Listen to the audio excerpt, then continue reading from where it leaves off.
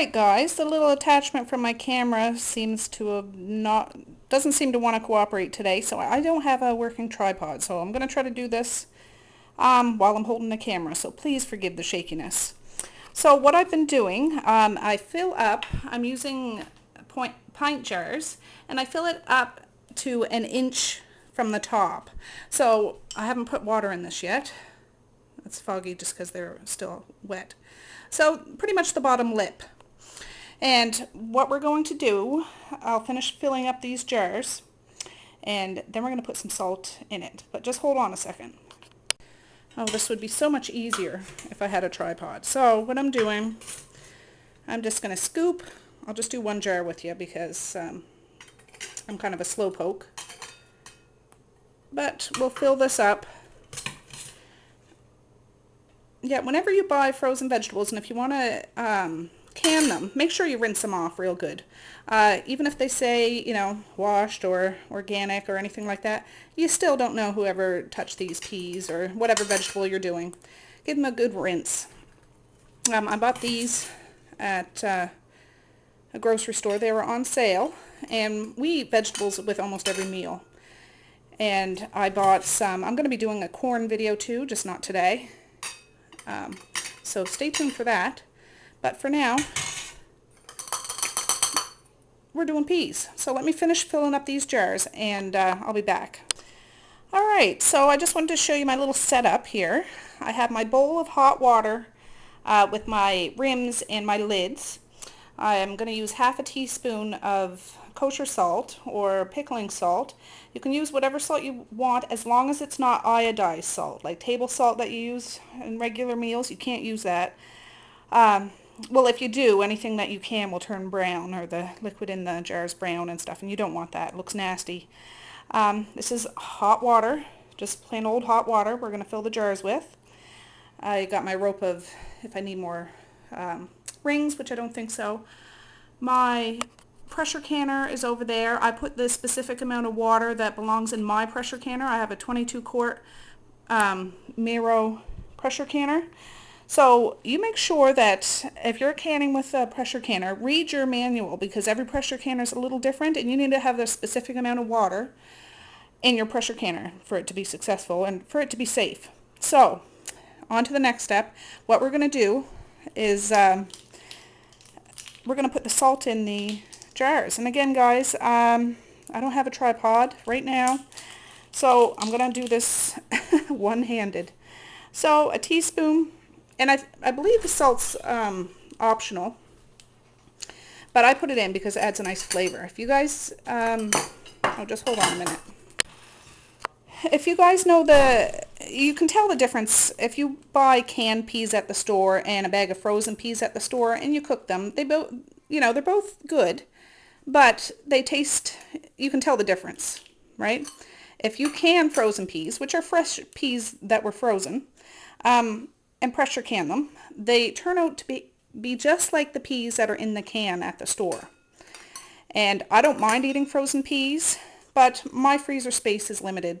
We do have a deep freezer, but we have a big family, so we need to plan our meals. And if it's something I can, I'm going to can it to save on freezer space, so that way I have more room for, say, freezer meals that I make, or meat, or any kind of bulk item that, is more convenient for us to be in the deep freezer. So I'm just putting a half a teaspoon of the salt, and then we're going to top up the jars from about an inch from the top. So I'll bring you back when we're adding the liquid. Okay, now we're on to the liquid. I just have to show you guys. It's a busy Sunday, and my husband just brought in some barbecue. That'll be for supper. We're a busy household. There's Miss Misha. So I need to get my vinegar. Just hold on a second. Alright, I got most of these jars filled, but I thought I'd do a couple with you. I forgot to mention, we're going to be, we're going to be pressure canning this, but the pressure canner will sterilize the jars. Now, I'm not telling you to use dirty jars. You're supposed to clean your jars really well. A lot of newer dishwashers have a sani rinse. I would use that. I use the pots and pan option. I have an older dishwasher.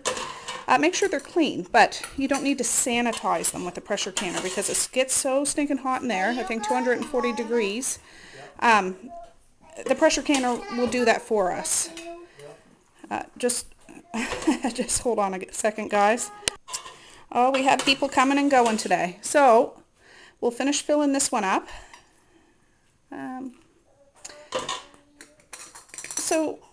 Yeah, and remember, I'm doing this one-handed, guys.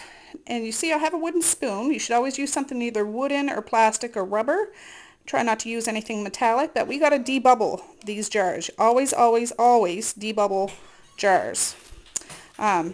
Because there's always little air pockets hiding somewheres. And I have to say, I learned how to can frozen vegetables from Mrs. Wolfe from Our Half Acre Homestead. I absolutely love her, love her. There's so many great YouTubers out there, but I have to say she's one I've stuck with from the beginning, and I'd have to say she's my favorite, but there's so many great people out there. I don't want to pick favorites, but I've just learned so much from her. I'll make sure I leave her links down below because she has a canning frozen peas video too. And it's, you know, it's a great way to learn new skills. So, how many people out there like peas, first of all? Do you always have vegetables during your meals? And yeah, is this something you're interested in trying to do? I know my family go through vegetables so fast. I bought 2 big family size packs. I think they're 2 kg bags. And that's what I'm canning up today. So I think I have 2, 4, 6, 8, 10, 12, 14 jars, pint jars, that'll go on my shelf. That'll last, it could last a month. It might last 2 months. If they come on sale again, I'll probably can up some more. So I think I did these last ones over here. Next we're going to wipe the rims. And that's, again, always, always, always wipe the rims. I just have a bowl of white vinegar here. And we just need to make sure that there's nothing sitting on around the rims. Because when we go to put those lids and rings on, they won't end up sealing if there's something preventing the actual seal to form. So I'll bring you back when this is all wiped off and we'll start putting the lids on. Don't get me, just whatever. Okay, so now we're going to put the lids on. And here's this bowl of the lids and rings. And I have it soaking in really hot water, not boiling water.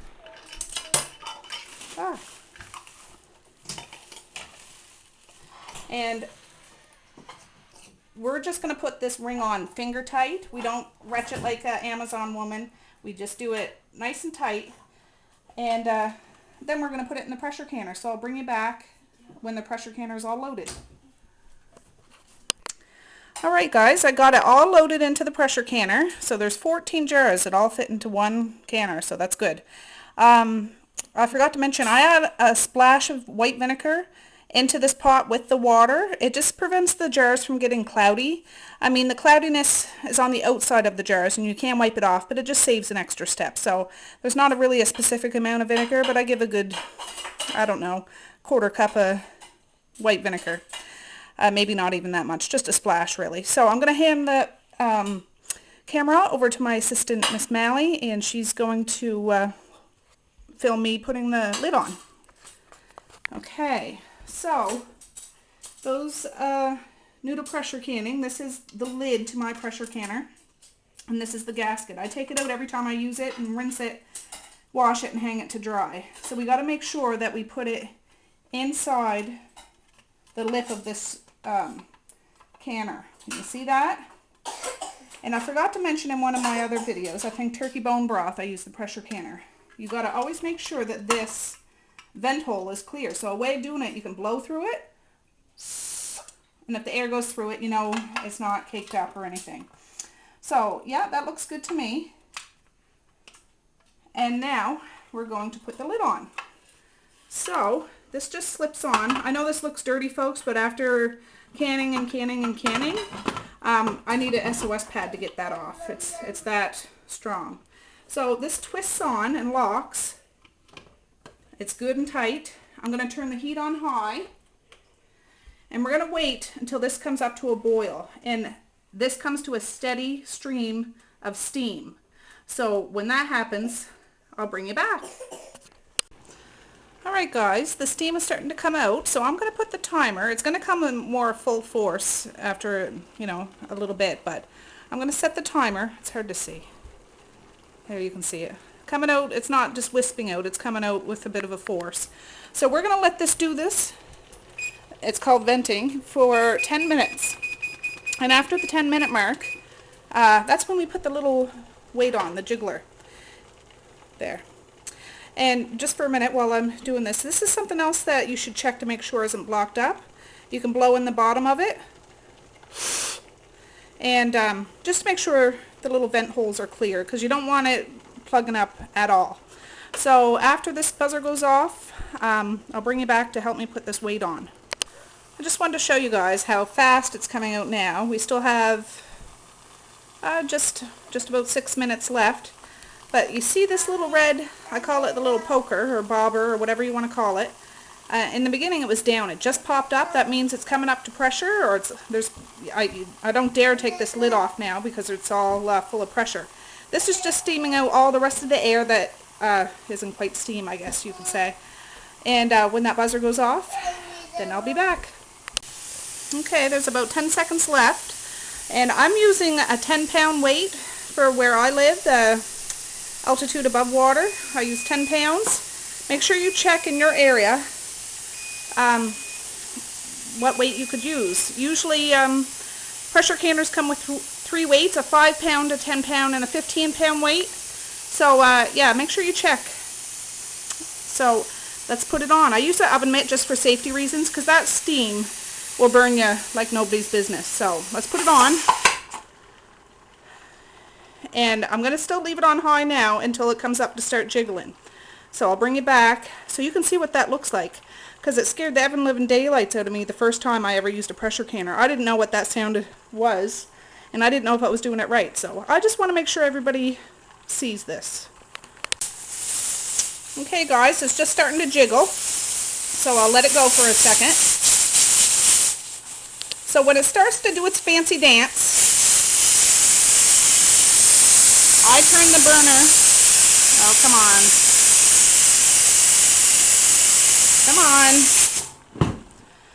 I turn the burner, I usually put it on a 7 for now to see, because we want this jiggling, not aggressively, but I would say about 3 times a minute, and give or take. It's just, it needs to be a steady, a regular kind of noise. I don't usually leave the room. If I do, I'm just running out for a quick second, just for safety reasons. So, ooh, the camera shut off there for a second. So I turned it on a 7. I can hear it starting to hiss a bit. It's starting to come up to let the steam out again. But we're going to put the timer on for 40 minutes. And we got to let this do its thing for 40 minutes. So I'll bring you back when this buzzer goes off. Alright guys, the buzzer just went off. So all we're going to do, see it says end. This has been doing its thing for 40 minutes. And I had it between a 6 and a 7 on my stove. You need to find that sweet spot though. So now what we do, we don't touch this at all. We got to wait till this little red poker goes back down, and then we'll know that it's depressurized and it's safe to open. It's still going to be super hot, but it's not going to be dangerous to open. It's just you need to be careful of the steam. So when that little poker goes down, I'll bring you back. Okay guys, it's been about 25 minutes, and you can see this little poker went back down. Yeah, Miss Mally's holding the camera for me again. So I can take this weight off. It's still super hot. That's why I have to use an oven mitt. Super, super hot. So just step back, just move back a little bit, Mally. Now we're going to take the lid off of this pressure canner. But it's still, no doubt these jars are still bubbling in here. Like, that's how hot it is. So I'm going to twist it. And I'm going to lift the lid so the steam goes away from me. I don't need it going in my face because it's super hot. I don't know if the camera's picking that up. But whew, I don't know. So we're going to start bringing this over to the table. One of these jars, I'm just going to take it out. Hopefully it's not broken. Oh, one of my jars broke. Bring it up here, Melly. I just need to show you. You pay attention to what you're filming. I need to show you. This happens. This has only ever happened to me one time before.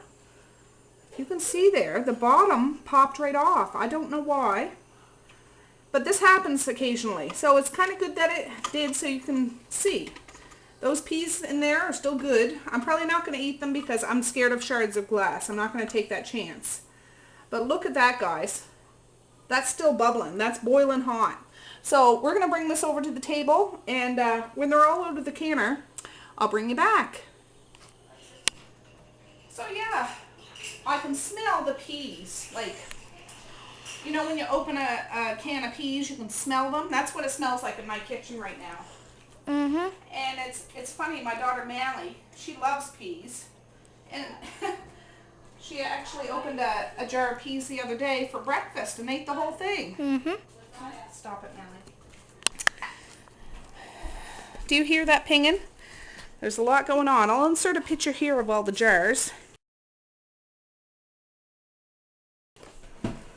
And yeah, I can put this safely on in my pantry, and it'll be ready to rock anytime I need to heat some vegetables up for supper. So anyways, thanks so much for joining us today. Come back again sometime. I think I have some more canning projects in the works coming up in the next few days. So like, share, and subscribe. And remember, peace, love, and happiness.